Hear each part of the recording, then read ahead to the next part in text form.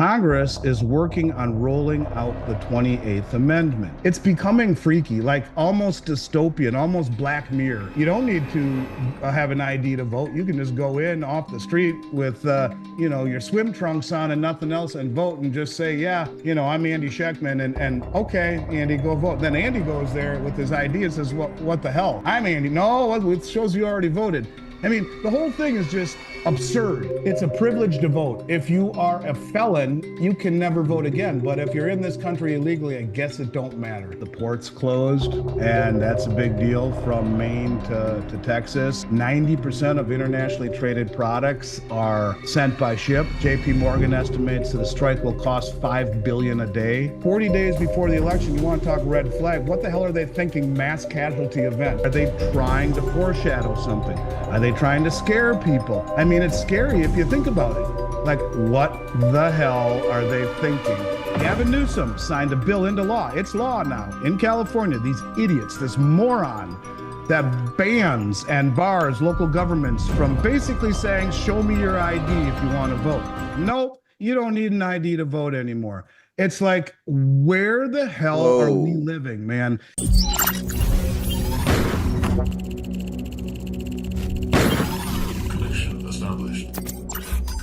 Thank you for tuning in to the Silver Stacking Podcast featuring yours truly and the man, the myth, the legendary Andy Schechtman. You might want to grab some popcorn because this episode gets very deep. It's very emotional. It's very frustrating. It's very real. We already got done recording this episode. I'm filming this introduction afterwards. And I must say, I really hope you stick all the way through because Andy covers a lot of current events, some that I had no idea was even happening, like the 28th Amendment and a few others. This is very real stuff. I hope you guys enjoy. It's good to see you too, brother. You look good. I'm good, man. It's a crazy world we live in, man. It just seems to be getting crazier by the day. Since we're speaking of stupidity and crazy, check this out. I want you to think about this. And I don't know, it just kind of hit me over the head like a ton of bricks. And it's really not metals related at all, but you wonder what the hell's going on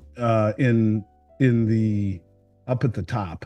What the hell are these people thinking? So here we are, first day of October, and we have the election in under about 4 weeks, just over 40, 35 days or so. And I read an article in the Washington Post that says Congress is working on rolling out the 28th Amendment, also known as the Continuity Amendment. Have you heard of this? No. Yeah, I mean, you can't make this shit up, Jay. I mean, you can't, because sometimes I wonder what the hell is behind this. And is there a fine line between conspiracy and reality? Is there a fine line between pessimism and realism? I don't know, man, but you got to ask yourself, with all the shit that's going on around the world right now, why are they going to bring out what I'm about to ask you or read to you?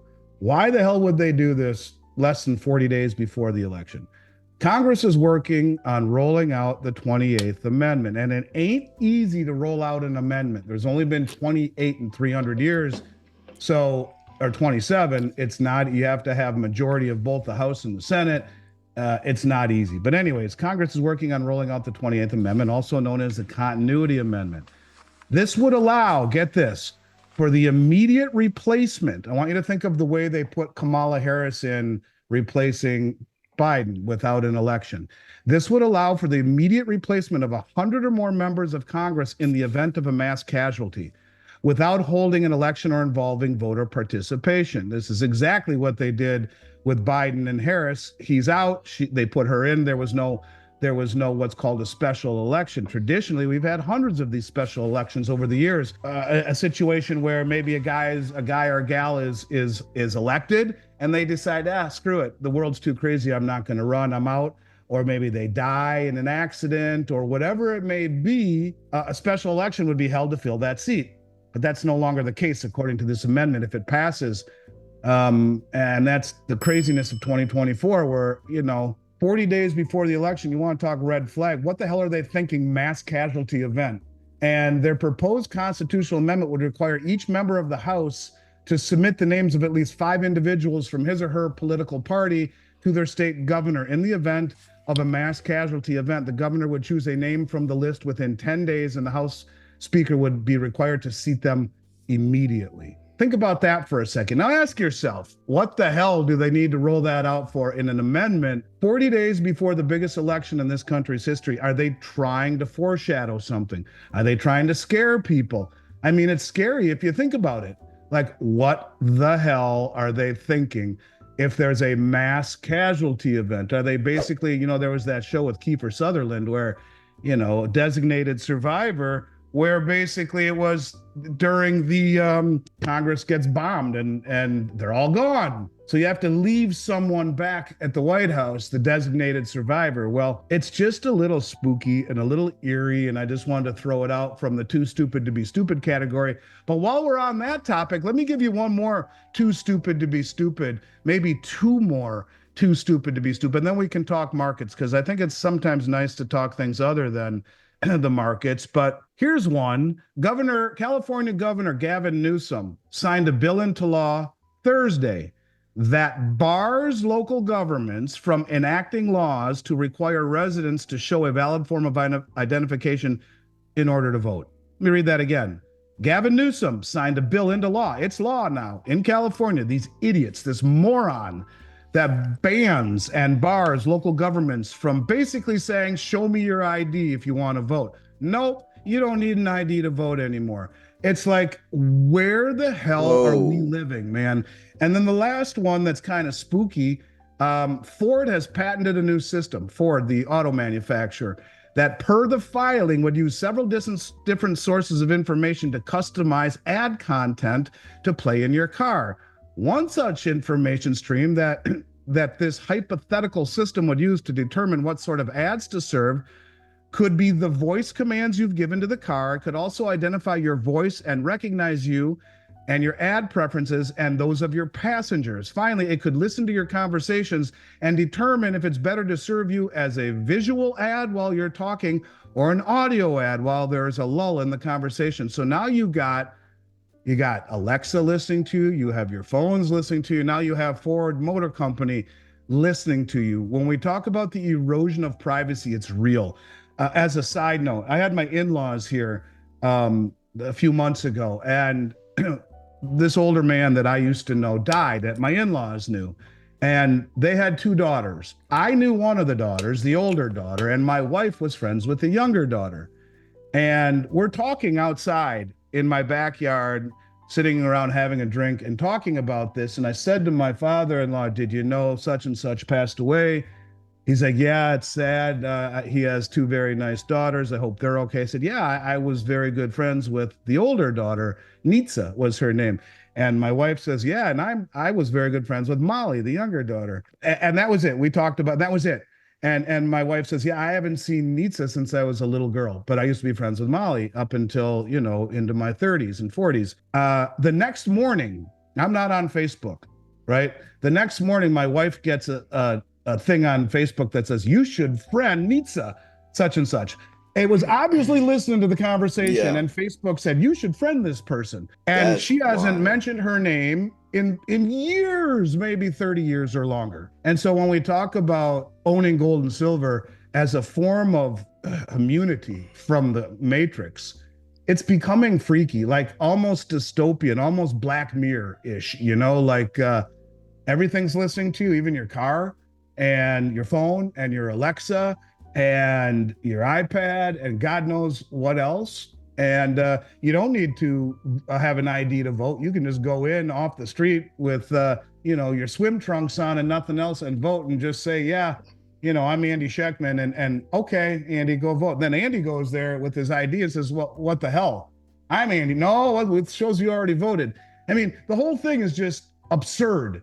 And then we have our Congress busy at work in a world when the country's upside down, talking about a mass casualty event and sidestepping what has been a several hundred-year-old tradition of having a special election. No, just like Kamala, we're just going to put them in there. We are becoming a different country, my brother, from where we once were. So now that I got all the stupidity out of the way, happy to chat about it or move on to the markets. So if we're talking about elections or faulty elections or rigging elections, not having to show IDs would be the easiest route. I mean, what about double voting? Or, of course, they're doing this because all of the illegals they brought over, they would want to vote for X candidate, obviously, but that just seems so crazy. Like, that cannot be real. I honestly, like, is that real? Like, did they push this, or is he trying? Is Gavin It's a trying? law. It was passed on Thursday. It is That a law. is insane. And you know, and you look at the you read their rationalization, and I want to puke reading it. I mean, someone could go to, you know, come here to Florida from Georgia and just say that they're me. Well, in Florida that wouldn't fly, but you know, Yeah. someone could be in Nevada, go into California, open the phone book. Yeah, my name is you know, Jaime Pipic. Okay, Jaime, well, you're good to go. I mean, and maybe I'm oversimplifying it, but all I can tell you is that it's a privilege to vote. If you are a felon, you can never vote again. But if you're in this country illegally, I guess it don't matter. Right. And if you are so, I mean, and they try and basically say this is about the underprivileged. Well, give me a freaking break, man. I don't care how poor you are. You can have government ID. You can go Right. in and get a non-driver's license ID if you have to. And I mean, what world do we live in where you don't have to have ID to do things as monumental as voting, which is the pillar of this country, right? Um, I don't know. It's just, I wonder sometimes. I mean, are we living in bizarro world? It's bad enough that we don't know what a boy and a girl is. It's bad enough that you are identified by your lifestyle rather than by your merit. It's bad enough that the inner cities are lawless and crazy and dangerous. It's bad enough that the world questions the integrity of our judicial system, our immigration system, our electoral system. And you wonder, we should be doing all we can to shore that up. Instead, this idiot Gavin Newsom, who happens to be Nancy Pelosi's nephew, it's just, you can't make up the stupidity. And don't these people love their families? Don't these people love the country that they grew up in, that gave them all these opportunities? Or are they just selling us all down the river for a bigger agenda? Mm.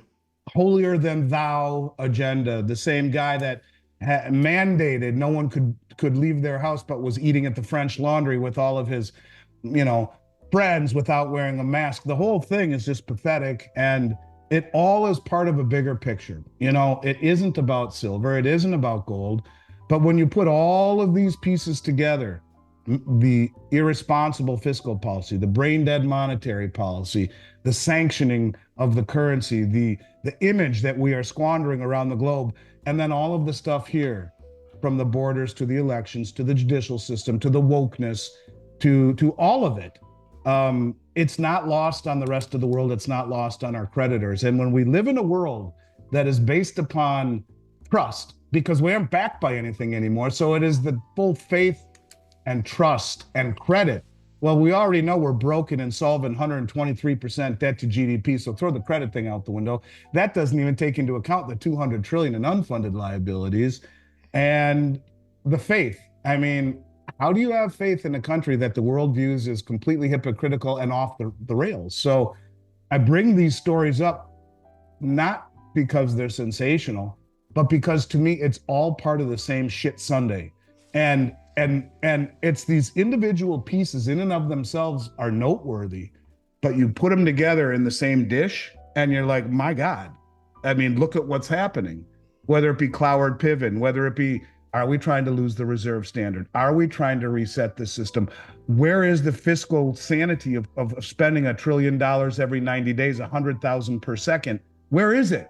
Where is the history of this country? Pledge of Allegiance, honoring the flag, honoring our you know, our leaders, like our principals and our teachers and our police officers, and all of, you know, defund the police. I don't mean to go on a soapbox, but I just think this stuff is getting out of hand. And when we talk about the acceleration, you know, it's accelerating, and it's accelerating in a big way. And I think it's time for people to really start to prepare. And that would mean things such as food and water and a gun, and shoot your gun, know how to use it. This is getting real. And I think with 40 days left before the biggest election of the country, and our idiot Congress is talking about a mass casualty event. Yeah, you mentioned something a little earlier about precious metals and being able to take control of your wealth. I've had some pretty large orders from clients lately, and they talk about how their bank makes it so hard for them to spend their own money. And she was mentioning like it's almost a little it's a little relieving knowing that now I'm in control of my money, right? Because obviously, if it was this hard for me to just get my own money, and then afterwards they're making such a big deal about it, well, then that speaks for itself, you know? And I've seen that more than once. I remember when you talked about that $50 million order from the Texas billionaire, how hard it was, you know, it took how many meetings with her bank you mentioned, or you know, they 4 days over a weekend. And that's why she wanted me to tell everyone to simply say that it's a lot easier to deposit money than to get it out. And let's not forget that you are an unsecured general creditor of the bank, and you are i.e. the last to be paid. So when you deposit money, you're not depositing shit. You're putting money in the bank, which is giving the bank an unsecured loan. You are lending the bank money, and it's unsecured. You don't have any collateral, and they just say, I'm going to pay you some interest. And for years it's been poultry interest, but that's what the Dodd-Frank Act says, that you are an unsecured general creditor and you will be bailed in if there's a problem. So, you know, I think if I had $1 for every time people who get it are buying large orders because they don't trust the banks, you know, I could buy a few gold coins out of that, because that is the issue. And they just today was the integration of the Dodd-Frank reform, not the Dodd-Frank, sorry, the Basel III reform, where the banks have to have up to like 4.5% collateral or reserves. And that's a well-capitalized bank. Up since the pandemic, it's been zero. So you give them money, they take it and buy treasuries or something. They don't have to leave it in reserve. And that's why the banks got in trouble, because too many people said, give me back my money. They didn't have it, so they had to sell their underwater treasuries. Well, if 4% is a well-capitalized bank, I mean, you know, think about it. If you had 4% of the money that you understand what I'm trying to get. Yeah, I can't give a good example, but the good example would be, let's just say everyone gave you their money for a fantasy football league, and you're the commissioner of the fantasy football league, and it's a $500 entry fee, and all you keep is 4% of it. You know, at the end of the year, there's a problem if what you invested the 96% in is underwater. Yep. And now you have to sell it, and how do you pay everyone back? Because you only have 4% on hand, and maybe everything's down 20%. That's what happened over the last few years when they raised interest rates by 500 basis points, and all those treasuries were underwater that were purchased at 1% and 2% interest rates. But it's just it's a problem, and the banks are probably the root of what I think will be, you know, some sort of a mass awakening event where a bank is bailed in, and maybe it's a bank like Bank of America that is sacrificed at the altar. Maybe that's why you see, Warren selling all of his stock in Bank of America, the bank that ironically had a 1 billion ounce silver short position in the OTC market and 35 to 40 million ounces of gold short, naked short. So who knows? But as the Chinese curse says, my brother, may you live in interesting times. And these are anything but dull and boring. Another thing you mentioned was the phone listening thing. I do want to sit here for a second, because especially with the AI, like if I'm like, my phone is locked. If I was just like, hey Siri, my phone automatically, my phone's on silent right now, but it opens up. So if I'm talking, and even if my phone's in my pocket, my phone is literally listening to me. You know, of course it is. How did Facebook know we were talking about? Right. Like people, I think, still have this block where they're like, oh, like that's just ironic, but it literally is listening to me right now. Siri. Yeah, see, like that's listening to you. Even if it's not. Even if you don't say, hey, Siri, it's still listening for the words, hey, Siri. Well, you know what's really crazy? Like, it's still on right now. It's still on. Yeah, and it's recording what you're saying. Yeah. Yeah, it's And now it's spooky. talking about privacy, Apple's privacy, while it's listening to me. Right. Well, Like, I had this Sonos. You know what Sonos is? Sonos is a home um, audio system that it's wireless audio system, and there are speakers you can buy at Best Buy, and you plug them in and you connect it to your Wi-Fi system, and the new ones, which I unplugged immediately after I figured this out, are connected to Alexa. And this Sonos system, so you could have speakers all around your house and you could play music off your phone or off of iTunes or whatever all throughout your house, right? And I was watching something on TV and the commercial came on and said something that sounded like "Hey Siri," and look, and when I just said "Hey Siri," the thing opened up. So, but all of a sudden I'm watching a commercial. It was underneath my TV, and all of a sudden Alexa goes, or it sounded like "Hey Alexa," and she's like, "Uh-huh." So I mean, this is from a yeah. TV commercial. The whole you are being listened to, and now in the privacy of your automobile. And who are Right. they That's selling that information to? Is that being given to the NSA and the CIA? And who knows? I mean, if two would-be terrorists are talking about doing something awful, is that going to be forwarded to the authorities? And most people would say, yeah, that's a good thing. Okay, it's a good thing, but what if it's misinterpreted and there are two guys just joking about what they're going to do at their fraternity party? Or I mean, you know what I mean? It's like I'm going to kill it eh, with all that beer or whatever it is. And the point of it is, I mean, I'm getting off track here, but the no, it's all the it's the all to the lack the same. lack of privacy is disturbing, and that's one of the Yeah. nice things. This little itty bitty gold coin I have right here, it's private. It's in my Yeah. possession. No one knows that I And own it. No one knows where I've hidden it. and let me pause right there. Let people know that we don't report anything. There's this myth about everything over 10,000. That's only cash in person. We don't report anything. He didn't report the $50 million Or order. or cash instruments, which would be multiple money orders or multiple cashier's checks under ten Right. thousand dollars each. Right. So you Yeah. would do it under 10,000 to avoid the reporting and get Yep. 7 checks at 9,900. That's reportable. You do several money orders that add up to, 25,000. That is reportable. But it's Right. also important to note, Jay, that would be the case if you went to Nordstrom's or Bloomingdale's and bought a wardrobe for your entire extended Right. family and paid with cash. You're going to get a Right. Form 8300. We Form don't. Yeah. 8300 basically says, how did you, Mr. Silver Slayer, come up with 10,000 in Right. cash or 11,000?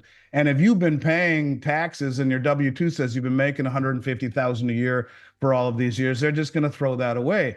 But if they look at you and say, this dude's never even filed a W-2, he's probably been selling weed on the corner for the past 30 years, they're going to be knocking at your door. Yep. But so it's not just investments like precious metals, it's anything with cash or cash instruments in the United States. But to your point, that woman who spent $50 million, there was no reporting.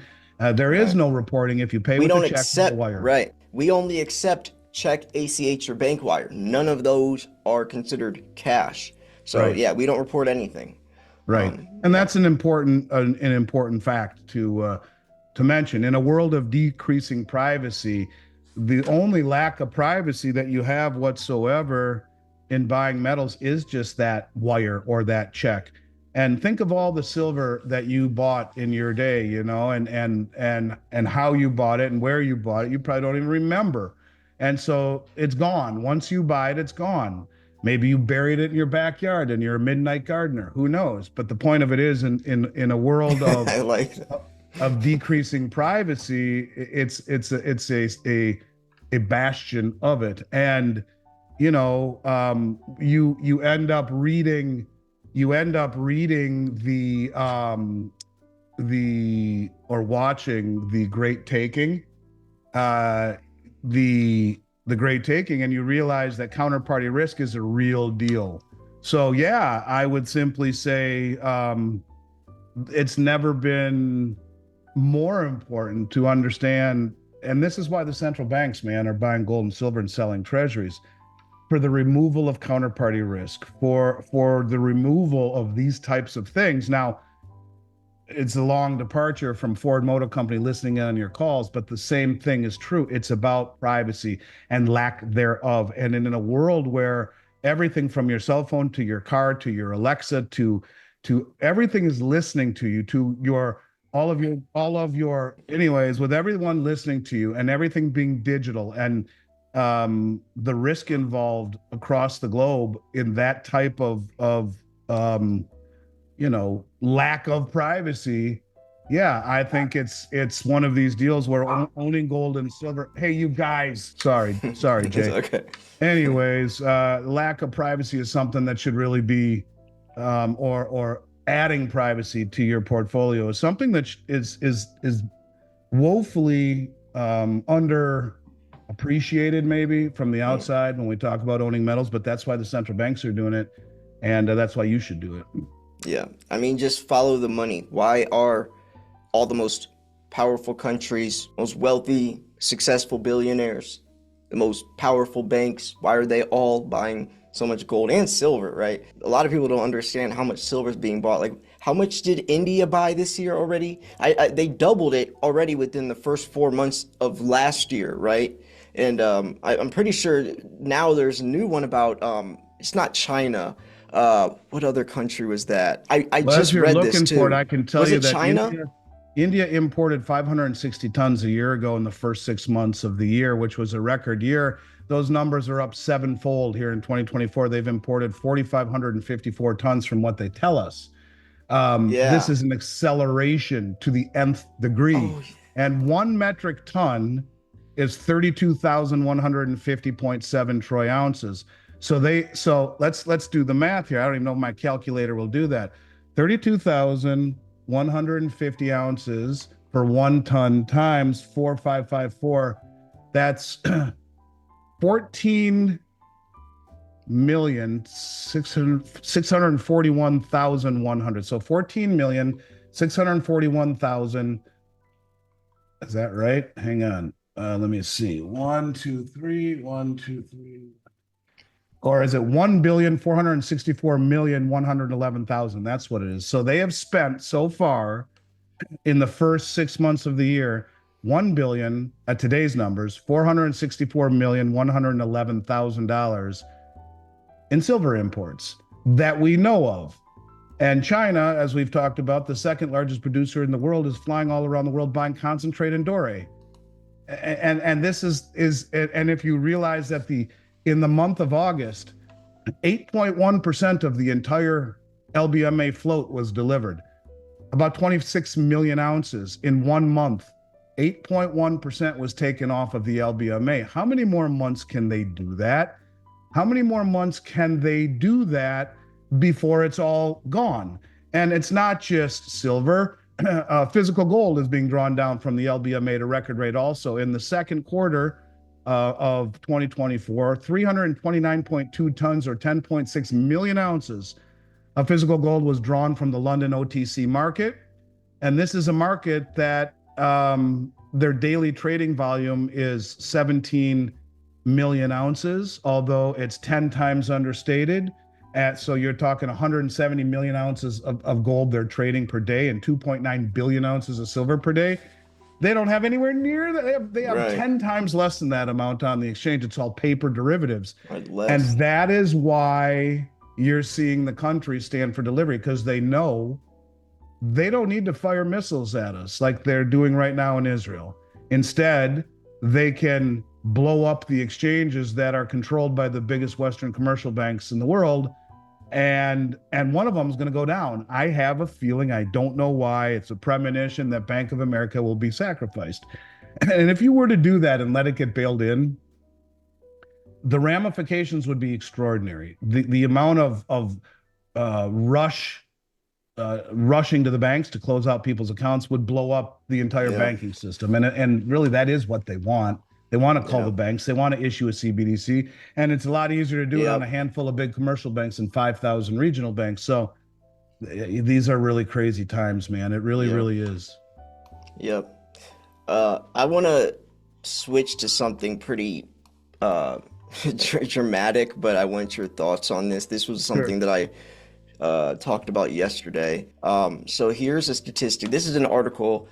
Silver, time to accumulate now. The confluence of geopolitical turmoil and stagflation sets the stage for a silver renaissance. But right down here, look at this. This is from Brown University. Nearly 20 years after the United States invasion of Afghanistan, the cost of its global war on terror stands at $8 trillion and 900,000 deaths, according to a new report from the Cost of War Project at Brown University. Then it goes into like the war in Ukraine and how much we've spent. Like these numbers genuinely are not fathomable. Like the human brain can't even, Well, and I just want to say one comprehend. thing. You got all these people that I don't care what religion you are. Israel is our ally in the Middle East, and without them, we don't have any allies really in the Middle East, real allies, and and everyone is up in arms about all of the deaths in Gaza, and I get it. It's awful. War is horrible. I don't condone any war. I mean, can you only imagine, however, though, if this happened in Texas and they flew across the border from Mexico and kidnapped 100+ people, and they're still gone months later and killed 3,000 Americans, what we would do in response? We would level Mexico, and there would be the get them, get them, get them. Everyone would be. And you talk about what you just showed there. How many deaths were there in our wars? 900,000. Right. Where the hell is the outrage? Where is the outrage? Right.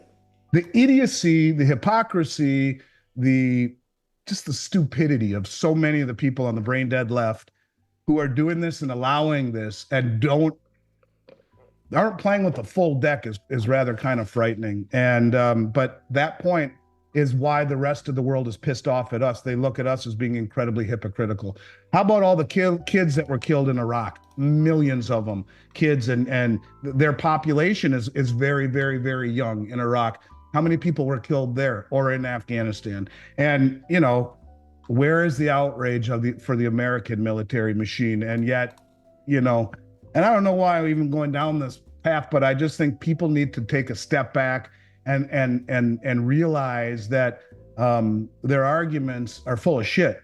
And if they were to be fair and look at it from both sides, they should be screaming in the streets about our military participation, where we invaded a country like Iraq under false pretenses, destroyed their country, killed millions and millions of people, including many children, maimed many people, including our own, and killed our own in the battles of war. And yet there's no protests at the college campuses. Right. There's no outrage.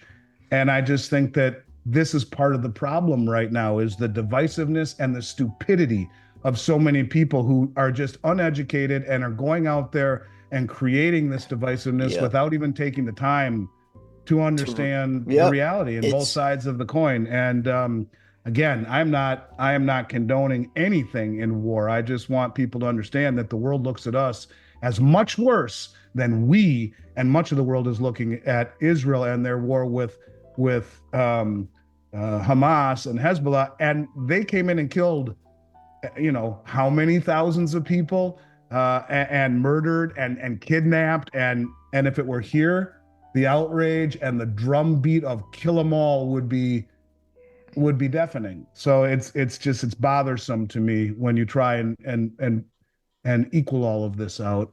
It was Iran, by the way, that I was talking about, the other country. But listen, this just came out 10 minutes ago from this. This came out 10 minutes ago. Iran strikes back. The world knows how to work around U.S. sanctions. The U.S. has no tools left to fight gold.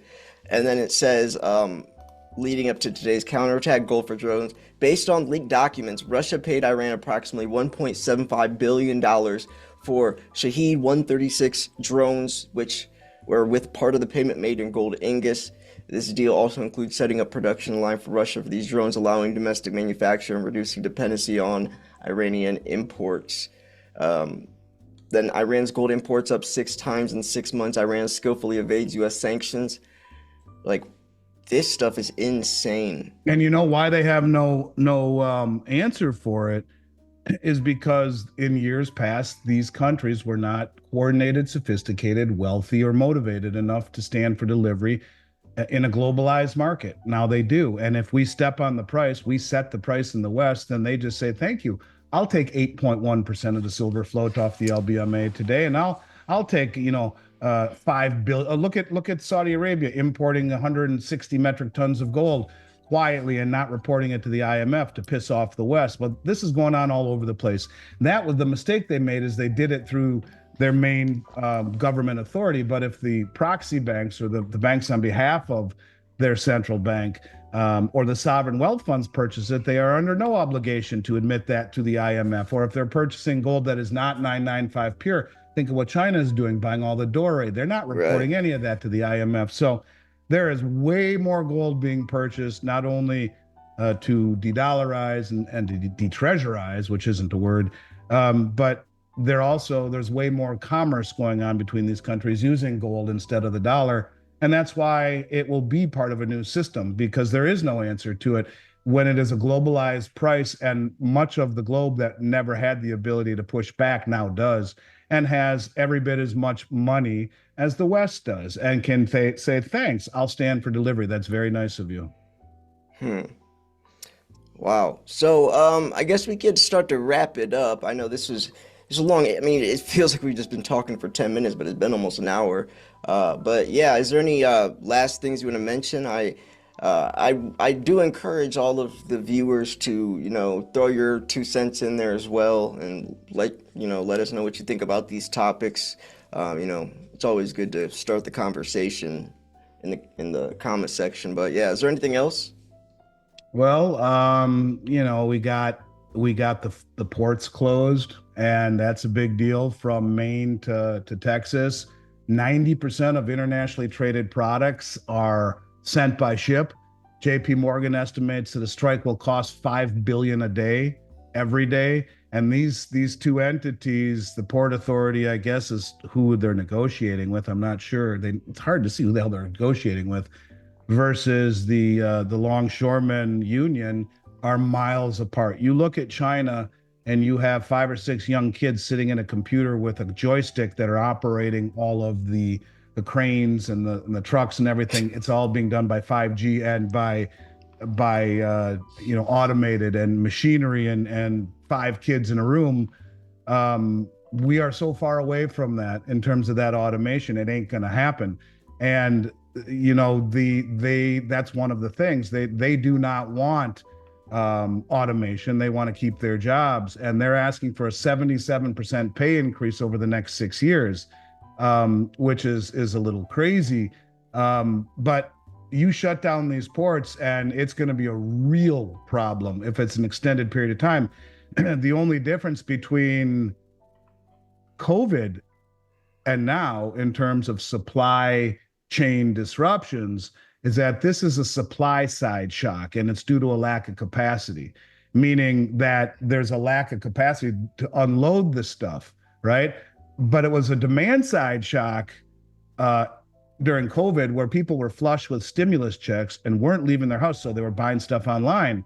And all of that stuff was imported and couldn't get into the ports. So the moral of the story is, it is far worse for the economy to go through a supply side shock than a demand side shock, because in the demand side shock, at least the economy is experiencing transactions. Yes, you have to wait 12 weeks to get your couch back then, or you had to wait a bunch of time to get whatever it was that you were ordering that was coming by container. But this is totally different at a time when the economies are struggling, and you close the ports. The ramifications of perishables, of medicines, of manufacturing, of automobiles. Almost all the automobiles in the United States come in through Baltimore and South Carolina, and you shut those down. Good luck getting, the headlight that you need, that they don't have. They have to order from across the globe. Or good luck getting the car that you paid for, that's supposed to be in any day now, that is now sitting on a container ship, or sitting in a port. They also are responsible for the majority of all the bananas. They come through the eastern seaboard. 80% of all the bananas in the United States, little things like that. And what's it going to do? Sitting in a hot container for these refrigerated containers don't have massive lifespans. So, but then you could talk about precision milling equipment that's used in manufacturing. You can't get it. You can't have your job. People will start losing their jobs. Price inflation will go crazy. this is just starting. We'll see what happens, of course, but I would say they're a long ways away. And I don't think that Biden or Harris will get involved and try to enact the Taft-Hartley Act, which basically says that they have to go back to work, call it cooling off period while they renegotiate, because they don't want to piss off the unions. These disruptions probably won't show up in the CPI numbers before the election. It'll be just after. So the public really may not start feeling this for a little bit, but you piss off the union and you got 85,000 people that are going to say, I'm not voting for you. So they're going to stay out of it. It would be my guess. This could get really interesting quickly. We won't feel it for today, or maybe not even feel it for a week or two. But you start getting into Halloween and it's still this way. When you talk about the retailers in the malls account for half of all the container shipments. Well, with the holiday season coming up, what does that mean for being able to buy Christmas gifts and whatnot, and the ability to have them in store, in stock? If half the container shipments are retail, and what are they going to do? Are they going to sail around South America, to go to Los Angeles? And the reason the West Coast ports are open is that they're different union and they're paid more money than the ones on the East by about 20% more money, maybe even more like 30%. They make over 100,000 a year versus around 80,000 on the other side. But what are you going to send all your ships around that way? You can't go through the Great Lakes because that's the same group that's on strike. So what are your alternatives? Go all the way around South America? Good luck on that. And a lot of them have already front ran this because this was not a mystery. They knew this was coming as a contract expired today. And a lot of companies have bought more than they otherwise would and sent it through Los Angeles. But the Panama Canal, because of lack of rain, is at maximum. They can't take any more ships. They're at maximum capacity. And how many ships can go the other way around to the West Coast? And as these alternative routes are more and more in demand, the cost of shipping will go way higher. And you already have Houthi and the Blowfish blowing everything up in the Red Sea. So container ships are already expensive. Freight is. So this is a bad omen. Pay close attention to it. We'll talk more about it each week. And you know who I mean by Houthi and the Blowfish, the Houthis and the rebels that keep trying to sink everything, which is making, the insurance and on these ships very high. The cost of shipping is going way up. So another bad omen for the economy. So stay tuned, brother. There's a million pieces that are all spinning. It's like a million dreidels or a million tops they're spinning. Yep. Which one's going to fall first? Yep. Don't know, but we'll be here to talk about it. And I always love being here with you, Jay, and look forward to picking up with you next week. Yep, logarithmic decay, little by little, bang. Logarithmic decay. And you can see it. I mean, it really is an appropriate term. I get a lot of people that are sick of it. That is. They say it all the time. No, that is an appropriate. In everything. Decay of the log. It's like a tree. Decay of the log. Logarithmic decay. Well, and think about one topic, and that would be censorship. When I was, First Amendment was everything in this country. You could say what you want. You could go up to a police officer and say, fuck you, because that's free speech. I didn't assault you. I just said it. Fuck you. Fuck you very much. I mean, if that's what you want to say, you could do that. And I wouldn't recommend it, but it's not illegal. It's free speech, right? And then we started to see a little bit of censorship in 2019, and then a lot more in 2020. And then halfway through 2020, all the shows I were on were getting censored for saying, Hunter Biden, or saying COVID, or saying any of these words that the algorithms would shut you down. And now it's everywhere. It's everywhere. And now you got the UK trying to throw people in jail for Twitter posts. That's wild. And even trying to bring people back from the United States and extradite them if indeed if they say things that are upsetting. So yeah, crazy time, man, crazy world. And I think logarithmic decay will become more and more and more relevant on many different areas: currency, socially, morally, politically, economically. Bang. What does that bang look like on any of these things? And the crazy part is that they're all so connected that one bang, it's like a string of firecrackers. You light Yeah. one and it goes bang, bang, bang, bang, bang, Yeah. bang, bang. Where does it stop? The unintended consequences, nobody knows. So, Yeah. but I will ride shotgun with you for from here to eternity, and we'll keep talking about it as long as they let Yeah. us do so. Yep, we'll keep informing everyone, so stay tuned and make sure you subscribe. Everyone loves free stuff, especially free silver. Well, imagine how exciting, how cool it would be if at the end of every single month, on the 31st specifically, you are automatically entered in a silver giveaway every single month, so you always have something to look forwards to. Well, over at the Secret Silver Society, that is exactly what I do. On the 31st of every single month, I do a silver giveaway, and I give away some silver to the members. I do a spin the wheel. I put everyone's name in the wheel, and whoever wins that month wins some silver. It's a really cool opportunity. We have a live chat room. I post videos on there, can live stream on there. You can DM me directly. Plus, you always, at the end of the month, have a chance to win silver. How cool is that? Well, if you want that opportunity to get involved, get closer to me, meet some other stackers, post pictures of your stack, talk to everyone, ask questions, and win silver, then click the link in the description. It's patreon.com/silverslayer. It's only $5 a month for a chance to win $150+ coin every single month. I think it's worth it. Let me know. See you there.